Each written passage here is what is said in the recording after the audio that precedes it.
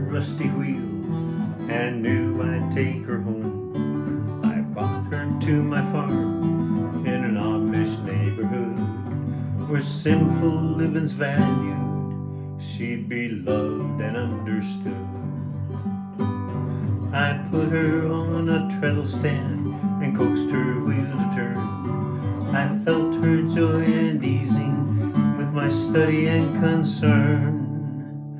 I cleaned her and I oiled her, showed her off to all my friends, repaired the hurts of years, and let her sew again.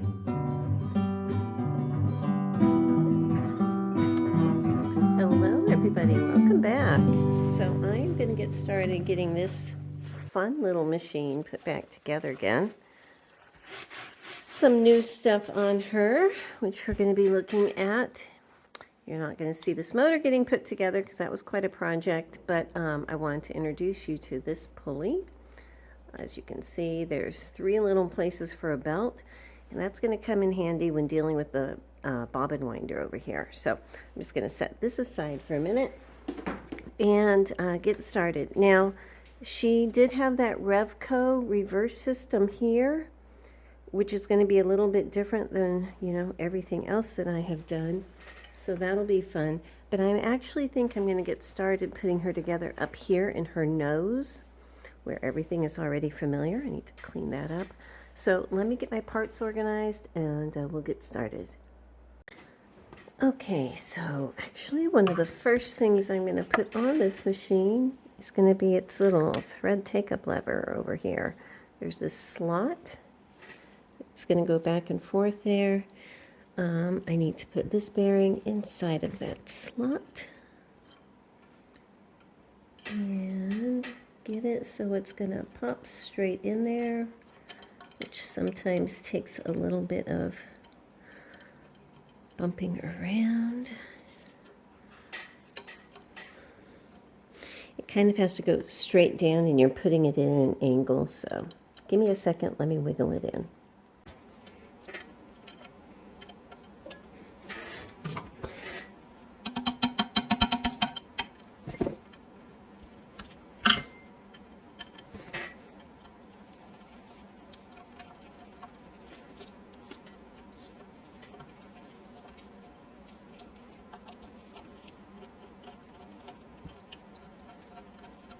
Okay, I'm going to put the lifter lever in now, and if you remember, this screw was very difficult to get out, and the screw had the little groove there. Oh, I don't know if you can see. It's just very difficult to use a blade on, so I'm going to use my old-timey grabber here.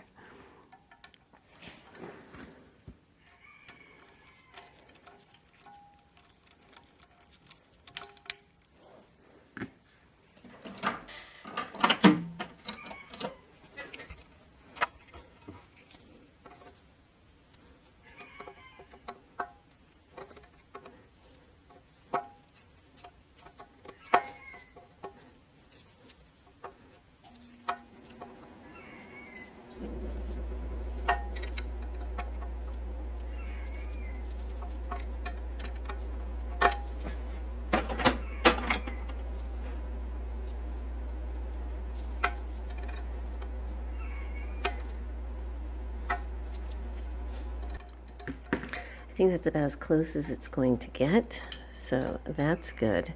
Next I'm going to get my presser bar and my needle bars.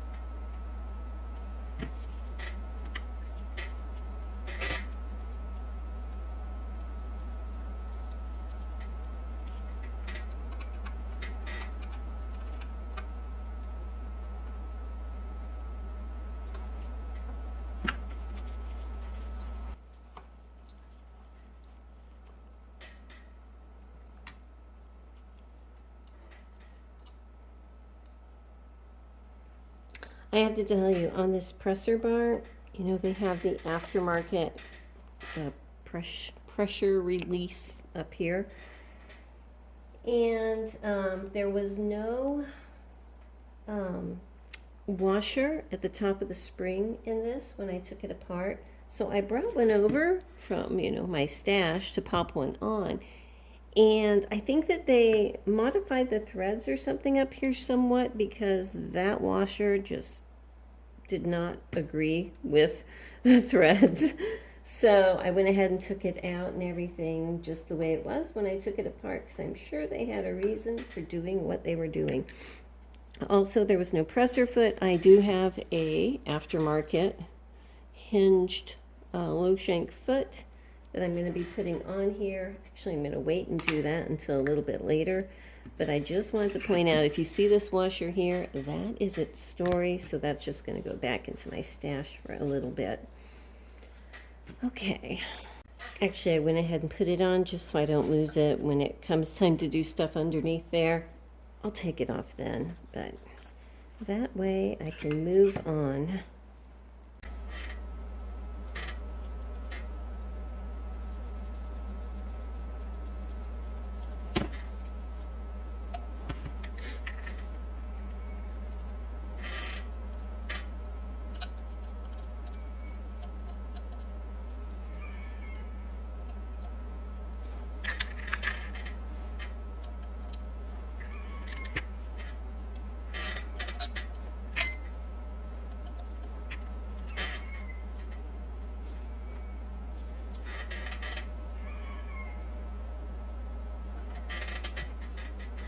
Okay, I am on my other phone watching the video of me taking this apart so I can, you know, reverse the process, putting this Revco reverse back together. And if you're not aware of it, YouTube has changed something which is actually very helpful in my opinion. If you ever are looking at a video and you want to know where something is and they don't have a creator done description, if you're up here, and I don't know what it looks like on a laptop, but in the description there'll be a little, well, here, I'll just take you through it here. You click in the description and you see these guys down here. Hit summarize the video and it's going to give you a play-by-play of what is going on with the timestamps. Okay, so like right here I can see that's where I'm taking apart the Revco system, and I can click there, it goes to that part, and you can just hit play. So I personally like that. Yes, it's an AI thing, but sometimes it's helpful. So as you can see, this is a lot cleaner. It is, I'm going with the polished aluminum where I can. Okay, this does still have the lettering on it and all that. And there was a part of this that is on the inside of the machine, and there is a part that is on the outside of the machine. So give me a second to get myself organized here, and we'll get started putting it together. So on the fork, okay, there's this little nut on this side, which I had taken off, but I've put that back on. This roller bearing, it's a different one than the original is. This is a different size, okay? And then there's this sliding block. This part of the sliding block is what's coming through here. So I believe I'm going to need to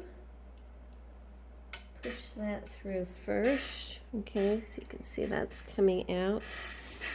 And then make sure I have this position correctly. Oh, that's not going to work. It needs to, I think, go in from the top and come out down here, because it was very difficult to put it in that way when I was disassembling it. Okay, I had to grab a phone call, and while I did, I was wiggling this in. So I'm going to kind of wiggle it back out and show you what we've got here. So,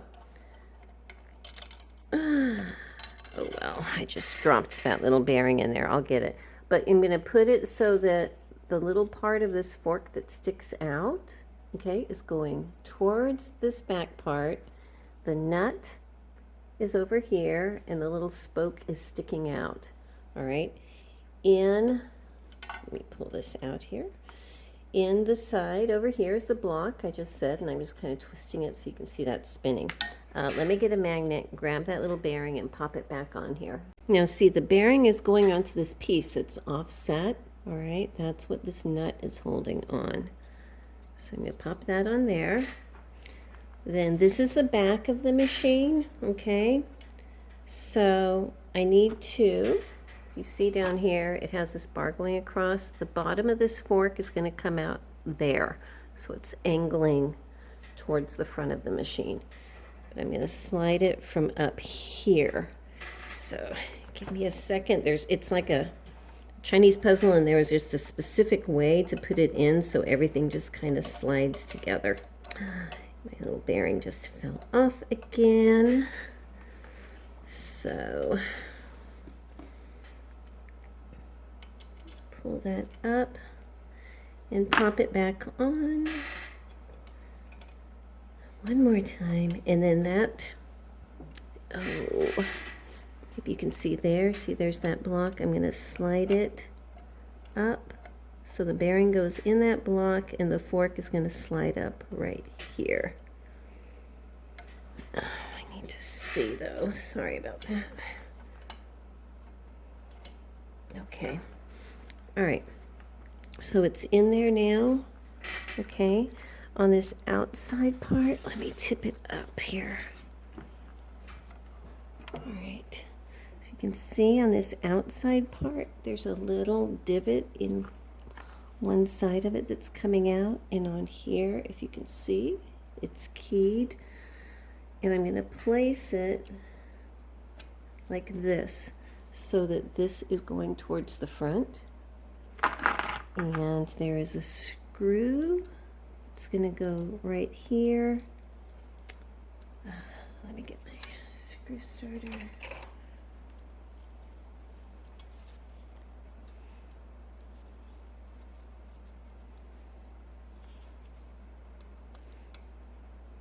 That in, come on.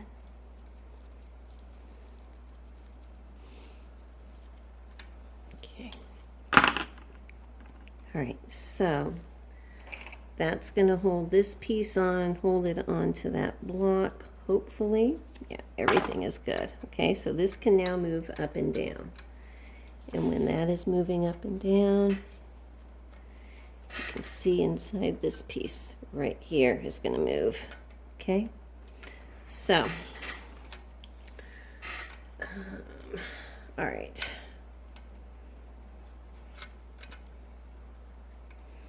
Now, up in the front here,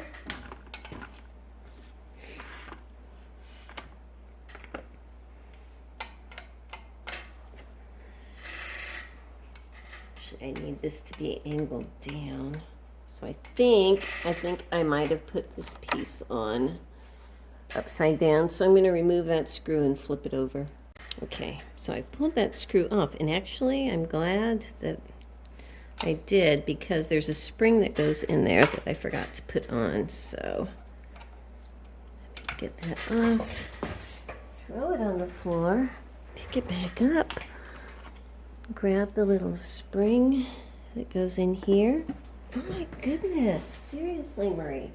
Okay, put the spring in there, put this piece on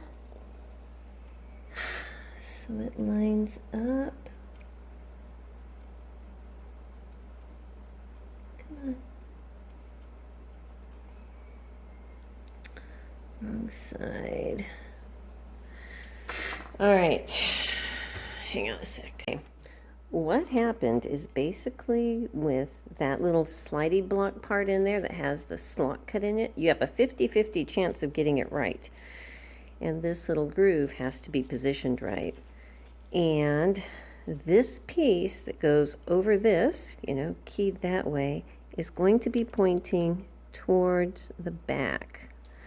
And I had it flipped over so that groove was on the bottom, so this couldn't go in the right position. But now I have the spring down there and putting that on, okay? So now I should be able to get this screw put back in and hold it all together. Okay, so now it's in. It's turning a little stiffly, but it is turning. I might back this out a hair. It does have that spring down there. I want it to have some resistance so it's not going to flip up and down, but I don't want it to be too hard, you know, and I think that's okay. Okay, so now if I put it this way, this piece here, this little opening there is going to go over this bump on what I just put on, okay? And I want to center this over that threaded hole. Let me see if I can pop it up so we can see a little bit better. Okay, that might be a little bit better. All right, so this has to be over that threaded hole, and this piece goes in there.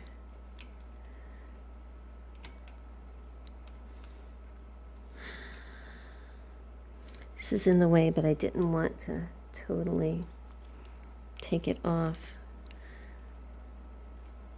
Well, give me a second. I'm going to get a smaller screwdriver and just work it in there and get that tightened up. So now that that big screw is on, I'm just going to cinch it in. Oopsie, that was not good. This has to stay straight. Hang on a sec. All right, I want to keep this straight up and down and cinch that on. Okay, so now when I move this lever up and down, you can see it's moving that whole thing, which is hopefully going to give us reverse. That's the whole point. So this is the little face plate that's going to go on here, and there's two little screws that hold it on right there and there. Now, of course, you can see there's a lot of pieces that I did not take apart on camera. What I do is when I'm cleaning the component, I'll take a piece apart and put things very carefully down. So after I clean each little link, I can put it back together immediately the right way so that I won't forget when it gets to like this point, you know, a week or so later when I need to put it back together. Okay, so if I screw this in, that should be able to regulate how long the stitch is going to be. So here I'm pretty much at between a 6 and an 8. I should be able to screw in more, but it's really not wanting to. I think I need to clean the threads out on here a little bit better. Let me see.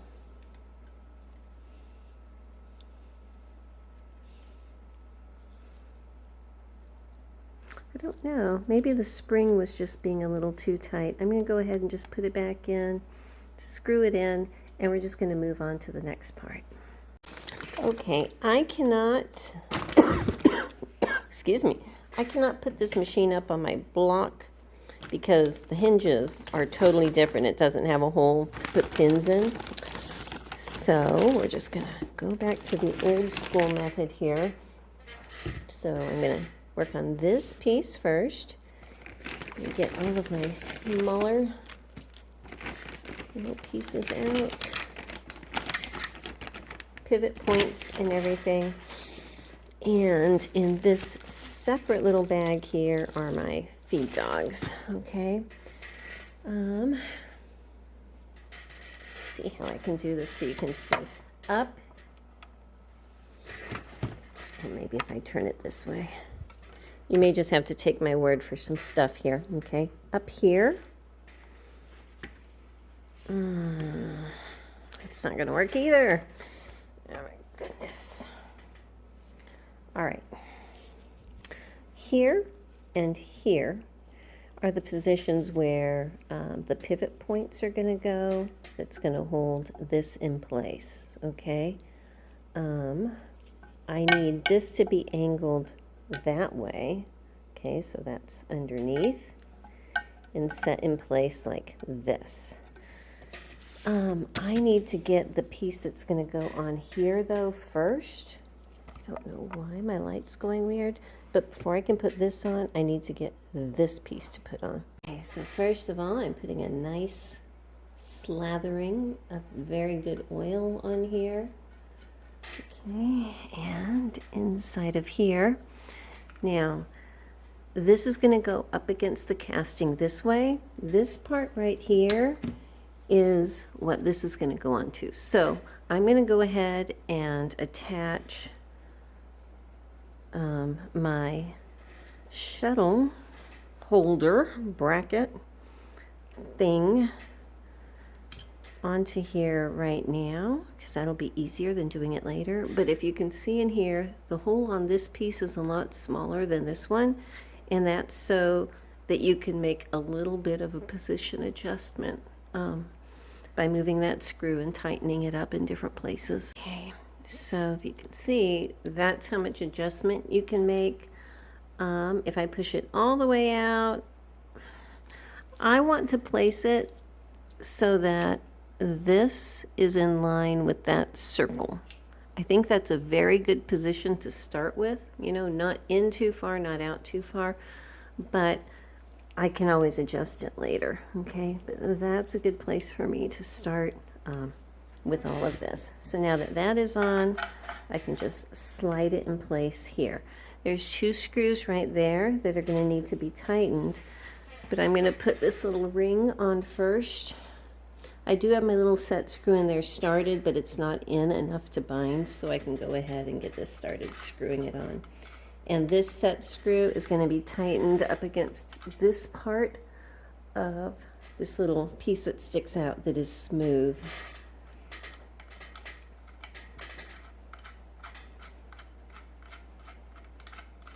Okay, so I want to screw it in enough that this can still move very freely and doesn't have a whole lot of play up and down, but it's not going to be bound together. And I think that's pretty good.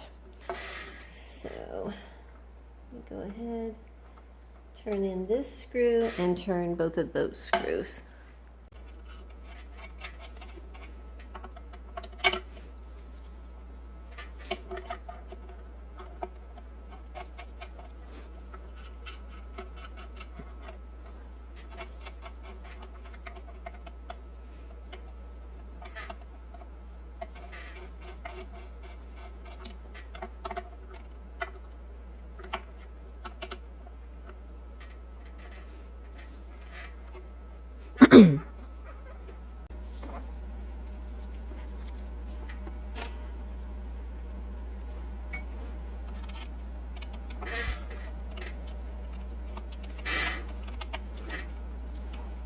I'm going to go ahead and put the nuts on the ends of these so I don't lose them.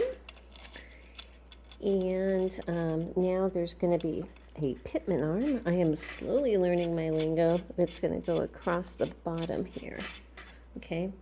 Now, if you, in general, try to put one of these on and it's the wrong way, it's going to bump up against this little piece in the casting. So that's your cue.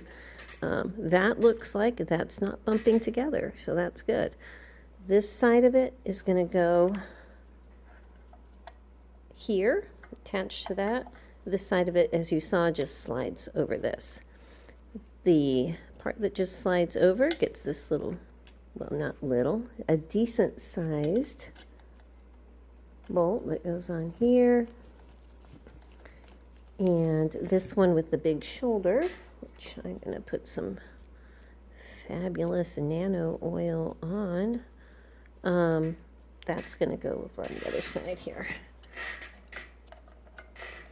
Okay, so let me get that screwed in.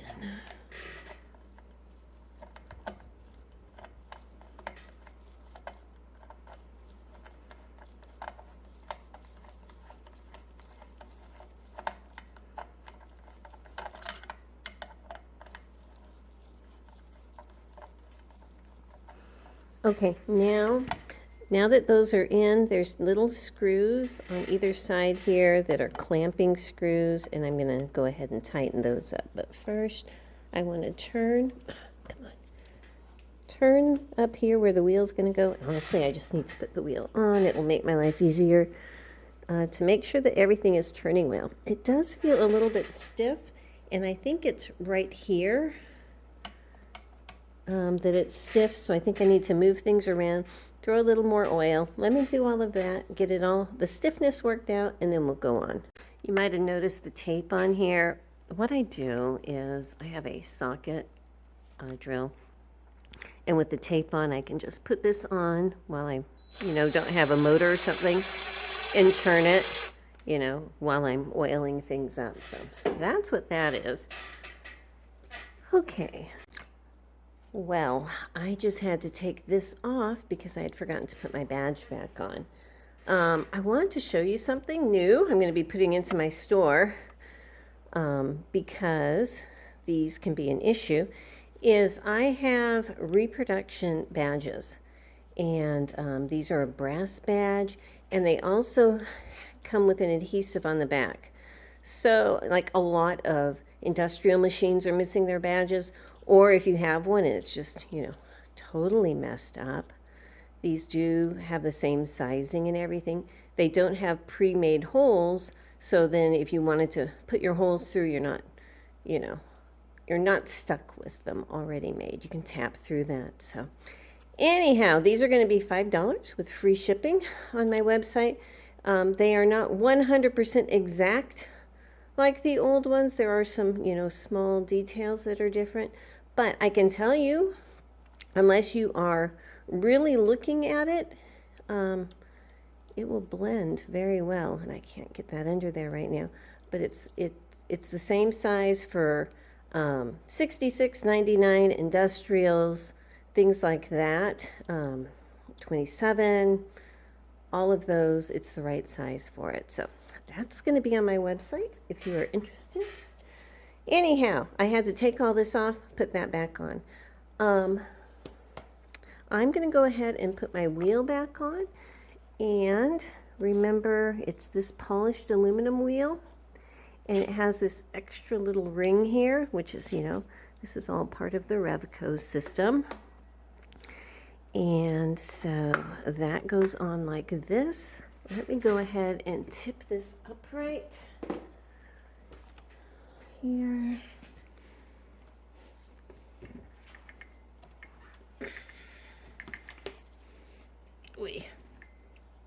Okay, so with this upright, going ahead and putting the original washer and this, that is the wrong one. There's no way that that is right. Hang on a second. I tell you, I'm having a bit of a difficult time. I got a screw that fits in there, but usually you can turn this a quarter turn and it will disengage the clutch and everything like that. But it's almost like it's always disengaged because of this bushing that's in there. So I need to go back and look at my old video and make sure that I actually have that bushing in there correct, because this wheel is just sliding on there. Like I said, I think, now that I'm thinking about it, I think it goes the opposite way. So let me pull this off, and we're going to put that bushing at the very end, and that's probably going to make all of the difference here. Okay, so now I have it on the outside here. I'm going to put my washer back on. Put this on. And my screw, and see how that feels. Okay, that does work. Okay, so I can disengage it, just spin it, engage it, and I'm working the needle. So that's good. The little bushing goes on the outside of the wheel. Okay, this is what holds the belt guard on. I'm actually going to hold off putting this on until after I have the belts and everything on, because, you know, that's just one more thing I don't have to deal with. Okay, a couple things. I'm going to go ahead and put a few of her plates back on. Probably not everything. And I am definitely not going to be finishing her today because I am going to be creating a slide plate for her. So I'm looking in her screws, and I need to find the one with the little shoulder, which is this guy here. That's what's going to go up here. So, goodness.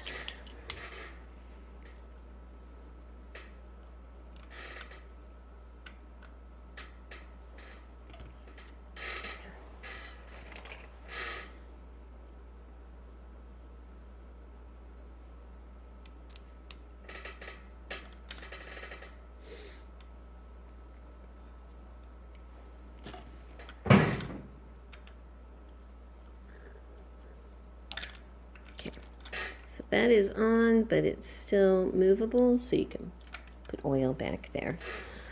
The front plate here, oh, I need to clean some more, I can tell. And this is a lot cleaner than when it started. Remember what it looked like when it started. There's no scroll work or things like that on it. It's just a solid plate. So that's going to get screwed on here, top and bottom. On the back.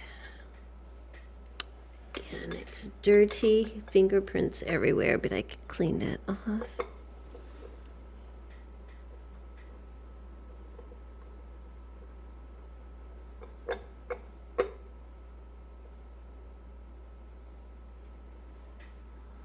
Okay, so that's pretty cute. All right, one more thing is the plate down here where the needle bar goes is this one. And while I'm getting that put on, it's going to go this way. I'm going to go ahead and screw my feed dogs to the bracket underneath. So I usually wait until this step to put my feed dogs on because I put them on backwards all the time. So now I can see the feed dogs are supposed to be oriented this way, which is good. That's normal. I'm going to slide this in here. Get that needle bar up. This is why I needed to take this off. Let me just wiggle this presser foot off, slide it in like that. Okay, and then right here, you can see right there, that's where I'm going to screw it on to connect the feed dogs to the bracket.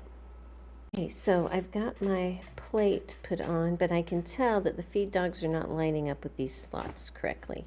And this is the point where I'm going to make those adjustments underneath. So let me go ahead and tip her back. Okay, so while I'm looking here, let's see if I try to bring the feed dogs to their highest position.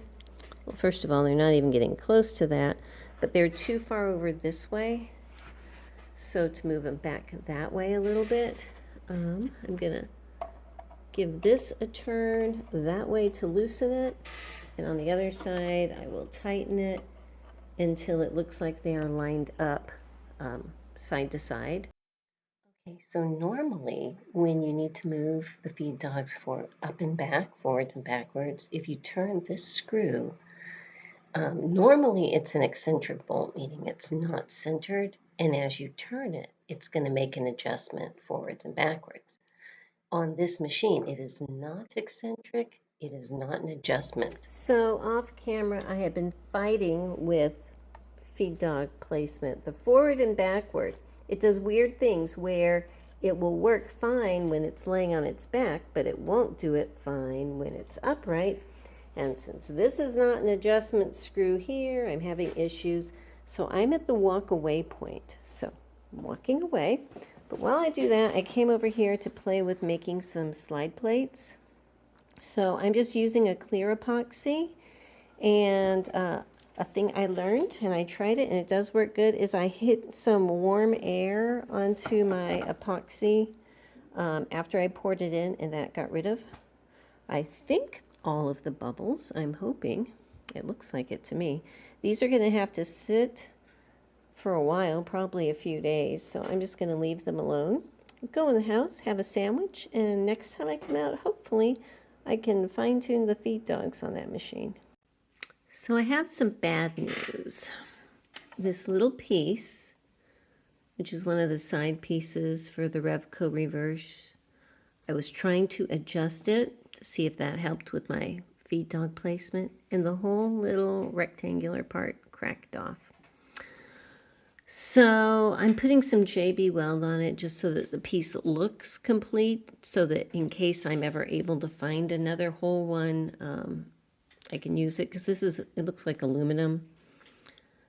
I know this won't be a long-term solution because this piece here is under pressure, you know, so I am going to end up switching the machine back to just a standard screw type. This is another machine here, obviously, but I'm going to pull a screw type probably off of this one and pop in there. This is very sad, but hey, at least you got to see most of what the Revco reverse looks like. Okay, so long day. I feel like I've accomplished not too much on this very long day. I have this old style screw stitch length regulator in. So screwed in all the way is the longest stitch. Back down is the shortest stitch. There's no reverse, but that's okay. We can still sew with her. Unfortunately, there is a tiny chip there where the Revco mechanism was bumping against it, so I'll have to do a little touch up there. In order to get this on, tiny space here, even though it is open, what had to happen is this whole shaft had to come out, because this had to be able to go back and forth. It's a very tiny space in there, because I had to be able to basically get this angled slightly down so that it was a little bit of space in there, and it was just a pain. So I was not filming it because that would have been just a little too painful for me. But the old style stitch length is in there, and I'm going to call that good. I think I showed you before, I am working on making some epoxy slide plates. Hopefully they'll be clear. Hopefully they will look nice, but it's going to take a couple days for those to dry before I can tell for sure. And I am right now, you know, things may change, thinking that I'm going to go ahead and keep the Revco wheel on, just because it is kind of cool to have the brushed aluminum, you know, with everything else on her. So I am going to go ahead and put her up. These machines are a little bit of a pain to work on because they don't have a rectangular base down there, so when you put them up, they still want to rock. So you have to kind of hold it with one hand while you're doing things with the other. So anyhow, let me get this on, and I think I'll probably just call it a night right here, so I will be back next time. Good morning.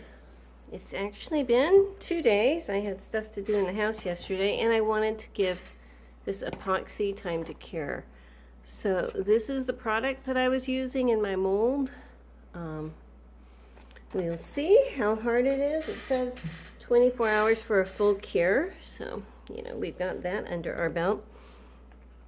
And I made these molds a while back. I have a separate video showing that, so if you're interested, there you go. Okay. Actually, it feels pretty hard. The back feels pretty hard. This is nice.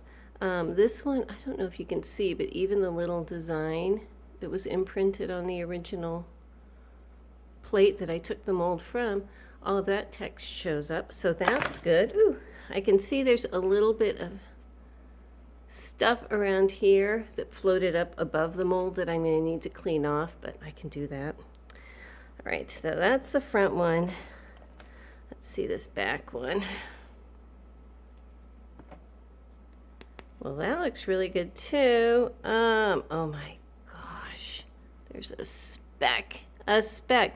I put this way up high. Is that a gnat?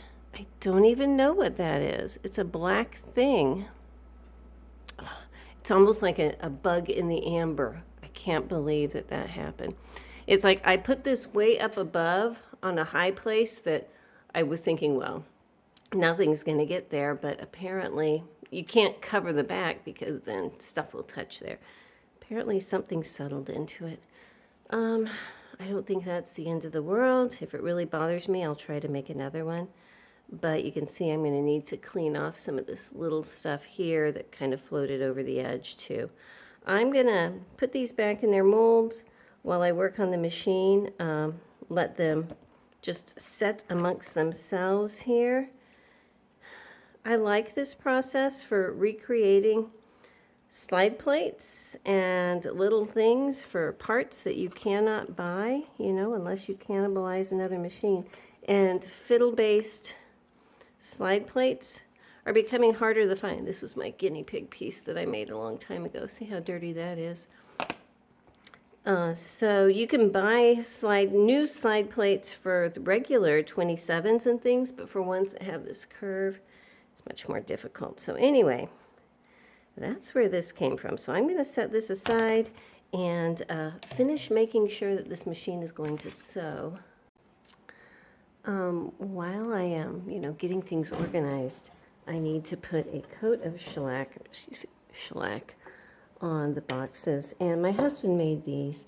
He actually made me 2 different boxes for fiddle bases. While he's doing one, he might as well do the other. And this machine, it is going to be for sale. And so the boxes for a fiddle base, they have this little cutout that needs to be set in there, so it will fit. And this one is actually for a treadle machine. The one that's for the box, for the machine I'm doing right now, has a longer side on it. When I sell this machine, what I'm going to do is have a price with the box and a price without the box. Because he deserves something for his labor, So anyway, I just wanted to show you. They've got the really nice joints here. The plywood is just set in on the top. He routed out a lip and set the plywood in up there. Okay, so everything's going to be secure.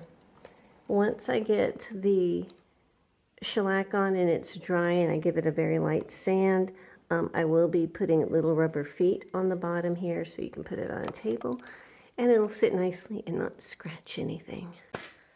Okay, so I'm playing with getting her threaded up to see if she's going to go. But I wanted to show you, I'm not giving up entirely on the Revco reverse. Probably am for this machine. But what I've done is I've taken that piece that broke and kind of glued it together so at least it would hold the right shape. And I'm making a silicone mold of it. I don't know if I'll be able to totally cast it, but I have put JB Weld in a silicone mold before and it has come out well. So once this is completely set, I'll give it a try. You never know, it's worth a shot, because you can't get replacement parts, at least as far as I know. So that's going to go over to the side. I'm going to give this several days to cure before I even start digging in there because I want it to be totally set. So right now I'm over here. I put some thread up on top. It had a bobbin with thread in it, so I just popped that in there, turn the handle, and I can see that it is picking up the thread. So I feel confident that I can go ahead and continue with the assembly. One thing that I still need to do is this little hole right here. This gets an oil wick. So I'm going to go cut some 3/16 inch wick, probably, a fat 1/4 of an inch tall, and pop it in there and I'll be right back. Okay, so this is the stuff, felt wick. If I push it down in there, I can see how tall it needs to be. Stick my thumbnail at that point right here and pull it out, and that's how much I need to cut off. That's actually closer to about 3/8 of an inch. Okay, so I can just pop that in and get sewing machine oil, and I am just going to totally saturate this little guy with oil.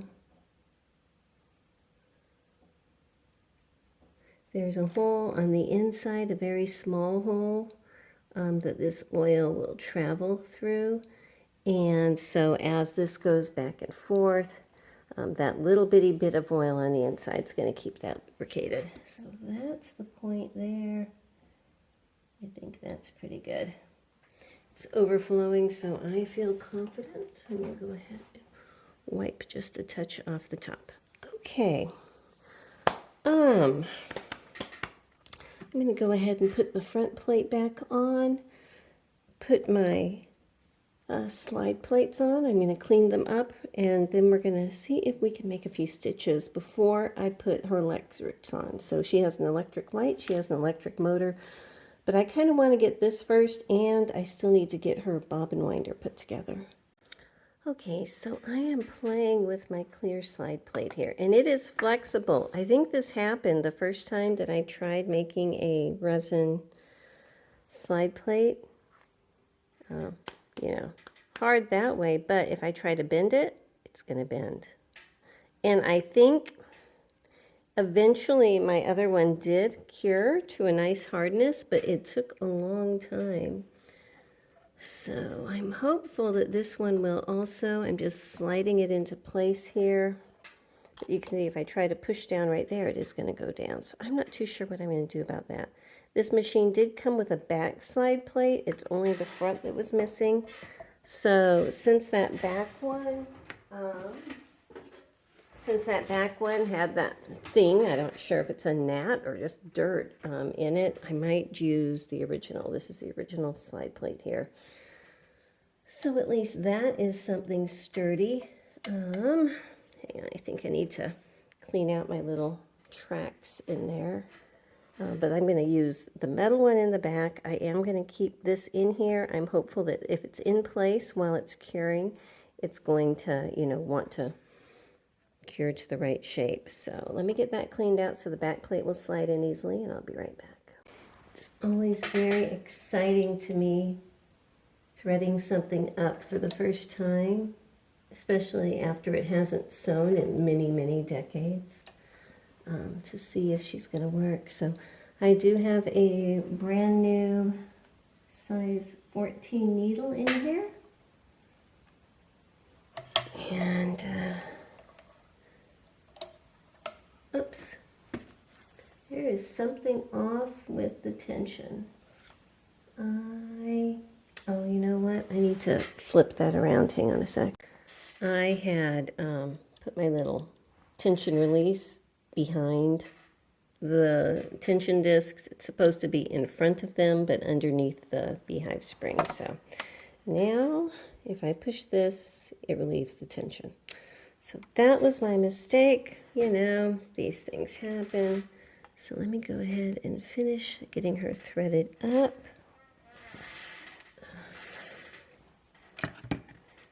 So now if I push this, yay, tension release, okay.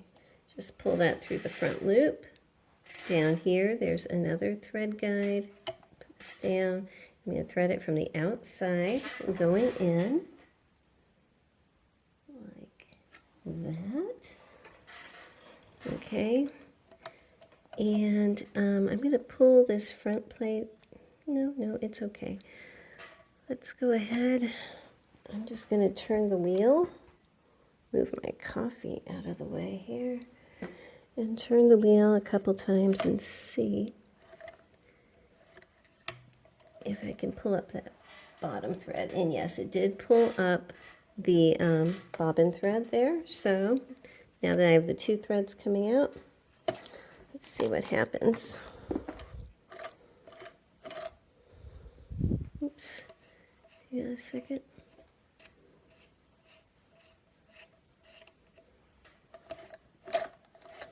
Well, she's stitching, but she's not moving. I believe I need to raise up these feed dogs. Okay. So moving quite slowly here. I am stitching forward. Not as much as I would like. I think I might need to adjust my presser foot too. All right, but that's enough stitches. Let's see what it looks like. It's stitching, but my tension up here is much too strong. So basically, I'm just going to spend a little bit of time playing, adjusting tension, adjusting feed dog height, and also adjusting the placement of my presser bar. If I can open this up, I'm going to open up the plate and probably make my presser foot strength a little bit more severe. All right, I was going to leave the camera off because I have no idea if this is going to work or not, but I thought I'd show you. I have some strips of acrylic that I bought a while back, you know, for this purpose, but I never had the guts to do it. It's got the protective paper on each side. And basically, I traced around this piece with a pencil, drew my lines, and now I'm cutting it with a little cutting wheel. It would be better if I had one of those little miniature saws, you know, to push through, but I don't have that right now. So, you know, just give me some time here. Let's see how it goes.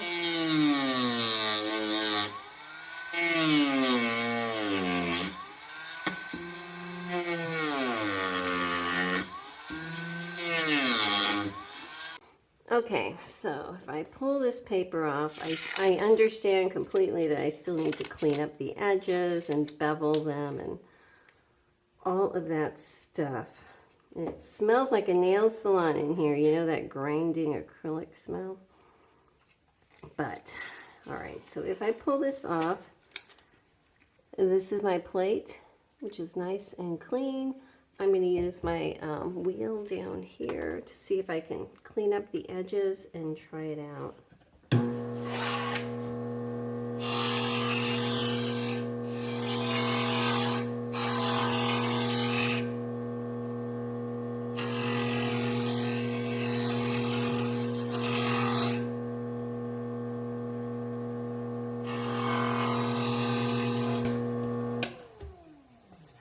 Alright, so understanding this is just my first pass through, I'm going to go ahead and go try it, and I'm sure I'll be back shortly.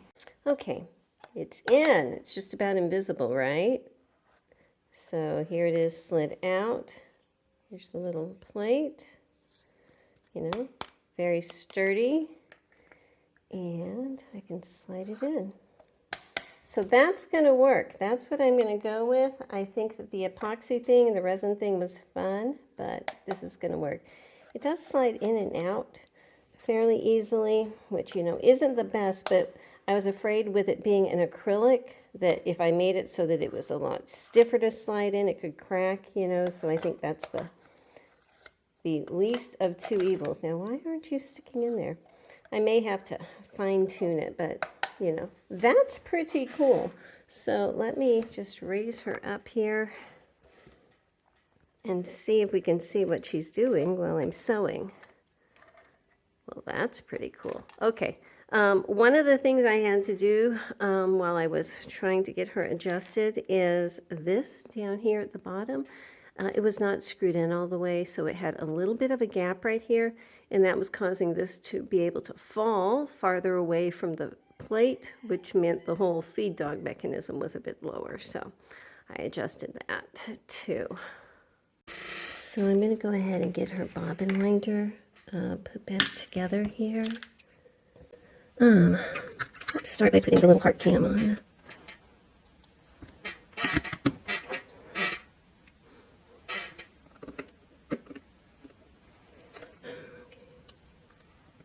Oh my goodness.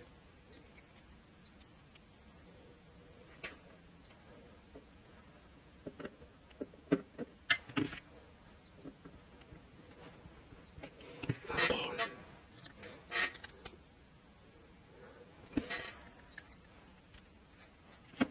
You know what? I'm going to do this little lever arm first here.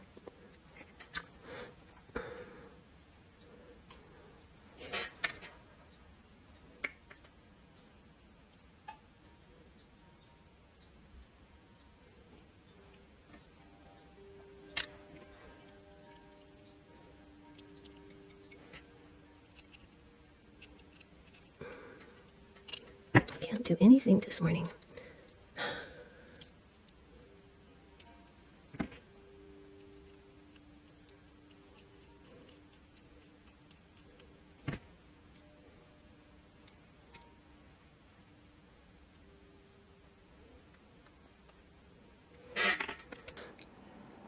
Make sure the spring is over here. When I was first putting it on, I had that wrong.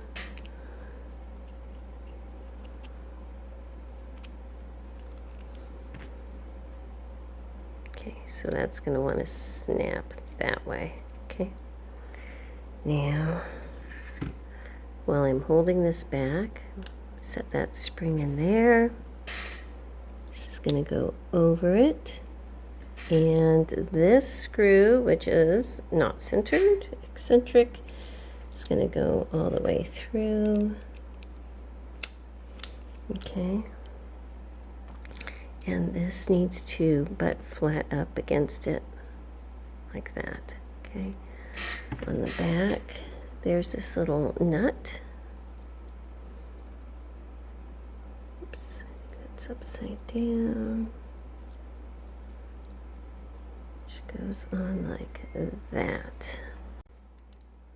Okay, so 5/16 is too big. The next size down is too small. So we're going to go with this because I can kind of make that work. All right, so this is an adjustment screw. And see right now, ooh, that's bound up. This is not turning. I need to make sure that this is loosened just a hair. Okay. There, that's loosened up a bit so that I can turn this screw, and I'm turning it until the cog is far enough away that it's not going to be bound up, but close enough that it's still going to be able to turn. Okay, I need to clean that paint off right there, but just ignore that for right now. So I want to make sure I can spin this all the way around, and that's going to hold its place. And if that works, and it feels like it's going to, while I'm holding this screw in that position, so it's kind of aimed at like a 2 o'clock-ishness there, I'm going to get a different bit in there. Get a bigger bit so it can hold itself there. Okay. And while that's holding still, go ahead and tighten up this nut back here. All right, got it adjusted. It was kind of a pain, not going to lie. 8mm ended up being closest to this. So now I have, my goodness, I cannot remember which way this went. I think it went this way, but I have to get this bolted on. Here, this little clampy area is going to go over this, and this screw goes through. It's like a hinge point, and I get that tightened up. All right, I'm just going to pop the light on here. As you can see, have already redone it off camera. And this does just have a plug at the end because, oh, come on, screw in there for me. I'm going to be using a electronic foot pedal that has the duplex light motor block plug on it, so come on. This cord is in the way, but I am not taking it apart again, so. Okay. I'm going to get that motor. Actually, get this. This is the electronic foot pedal. And see, it's brand new, and it comes with a plug like this. So there's a light section and a motor section. They're labeled. All right, so when I plug the light one in, once I plug this in to my outlet over there, the light will be always on. The motor is going to run with the pedal, okay? So let me get ahead and get this plugged in. There we go. And then we can test to make sure that the light is working before I go any further. Okay, so it's plugged in now, and ta-da! It's a new LED bulb in there. So, you know, that's going to be great. It won't get too hot. I'm going to go ahead and unplug this for right now just to get this cord out of the way while I get the motor put on. Okay, so here's the motor, and it has my new pulley on it, and she is ready to put on, so I'm just going to, there we go. Now this is one of my pulleys, and you can see you have to screw it on both sides. And on the shaft, you know, there's all different sizes. This is Oster. My shaft was slightly smaller than this opening. And so what I did is put a small piece of shrink tubing over that, shrunk it down, put this on, and then screwed the screws all the way through the shrink tubing so, you know, it's nice and secure. So let me go ahead and get my bracket put back on.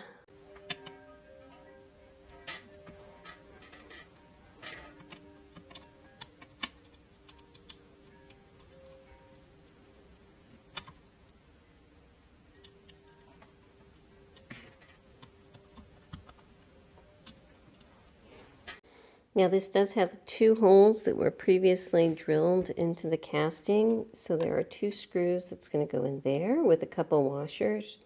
You don't need to see me put that in, so let me get that situated here. Okay, so I want to show you, I've got the belts on here, and so this is the back with my pulley on it.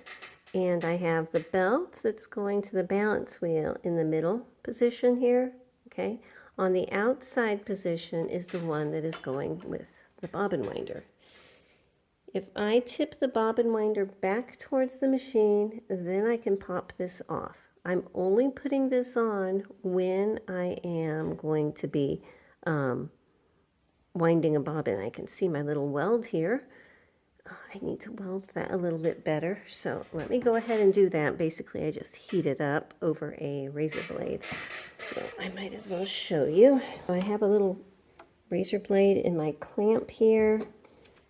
Let me go ahead and pop this open and trim off the little extra melties on the edges here so I have a clean place to start.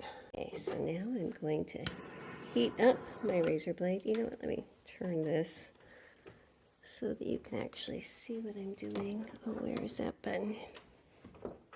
Okay, now you can kind of see that razor blade right there. Okay, so I'm going to heat it up. And this is a roller belt. I'm actually about to place another big order on this. I use it on treadles and things. It's very strong. I put my belt, melt it on both sides, bring it down, and hold it. You didn't see that. Basically melt it, put it together, and then put it down on a flat surface where I can hold it for at least like 35 to 40 seconds so that while that's cooling, it's nice and flat. And since I didn't do that because I was messing with the camera, I need to do it one more time. So let me do that, get it welded well, and then I'll show it to you. Okay, so now my belt is welded together. It's very strong, all right? So I can come back over here, put this on the back, over the front, and let's see if I can do this. Add a case under here. When I'm ready to wind the bobbin, disengage the clutch, turn it towards me, pretend it's in a case, rock the whole bobbin winder towards the front, and that puts some tension here so that this belt is engaged. Okay?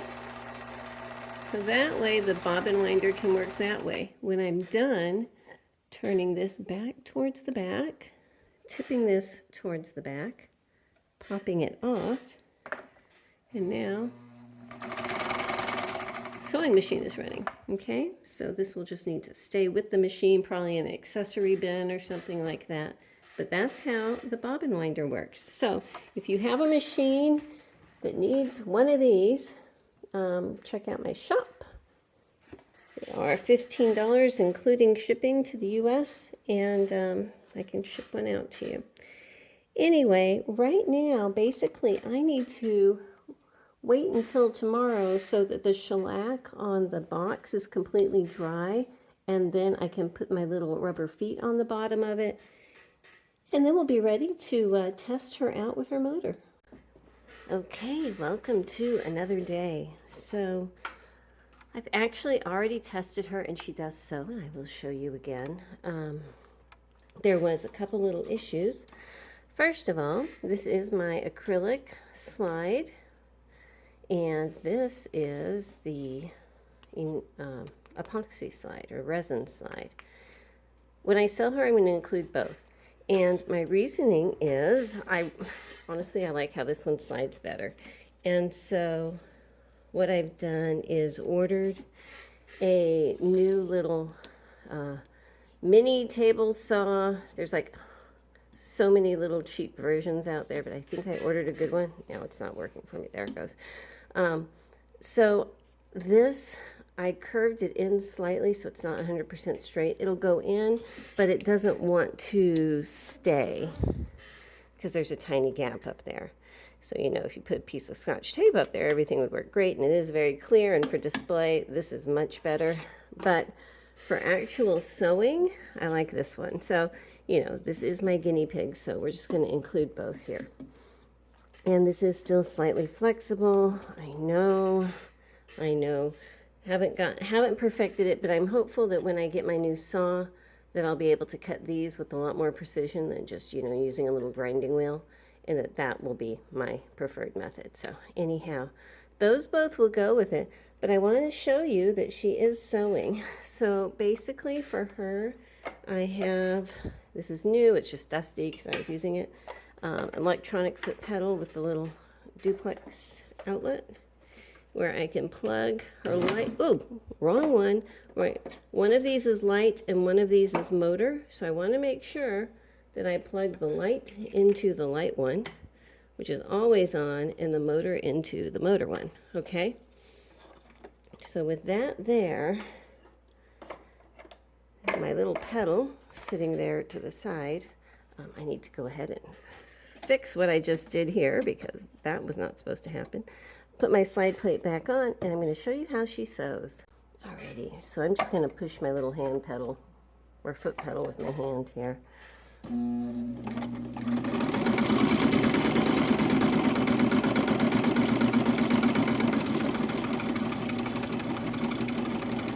And I need to tell you, before when I was trying to get her adjusted and everything, this is a longer stitch, which is working very well here.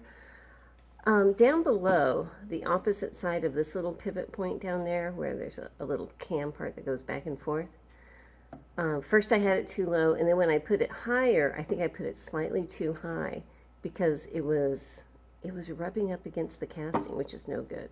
So I dropped it down like a fraction of a millimeter down below, and now everything moves smoothly. So if you ever have that issue, that is what worked for me. I'm going to increase the tension just a hair, let the stitch length out, in just a bit so she has smaller stitches.